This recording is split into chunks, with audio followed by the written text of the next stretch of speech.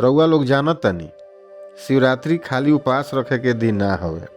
ये दिन हवे भाग्य बदले वाला। आज के कहानी में जानब एगो गरीब भक्त किस्मत भोला बाबा कैसे पलट देहनी। आखिर तक जरूर सुनी। सोमनाथपुर नाम के एगो गांव रहे। वहाँ एगो गरीब किसान रहले, नाम रहे हरिनाथ। हरिनाथ के जिंदगी में दुख ही दुख रहे। खेत सूख गईल, घर में अनाज ना रहे, ऊपर से मेहरारू बीमार। लेकिन हरिनाथ के भरोसा खाली एके पर रहे, महादेव पर। हर शिवरात्रि पर हरिनाथ पूरा रात जाग के शिव जी के पूजा करस, चाहे घर में केतनो अभाव रहे।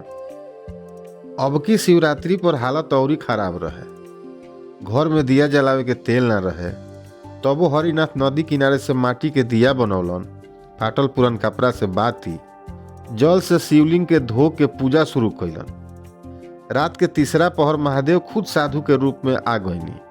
साधु बाबा कहनी, बेटा कुछ खाए के बा?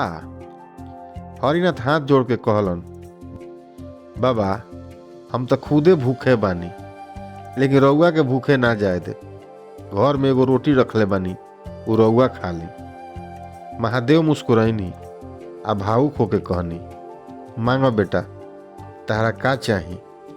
हरिनाथ कहलन, बाबा हमरा कुछ ना चाही, बस महादेव के हमेशा हम भक्ति करत रही। वही घड़ी आकाश में अद्भुत प्रकाश चमक उठल, डमरू के नाद गूंजे लागल। साधु रूप से असली रूप में आ गईनी। महादेव साक्षात दर्शन देके कहनी, तू हमार सच्चा भक्त बारा, जा तार सारा दुख अब खत्म हो जाई।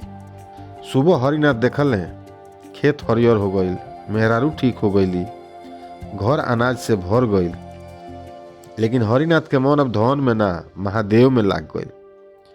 सच्चा भक्ति में मांग ना होखेला, समर्पण और त्याग होखेला, तब भगवान खुद दर्शन दिहिले।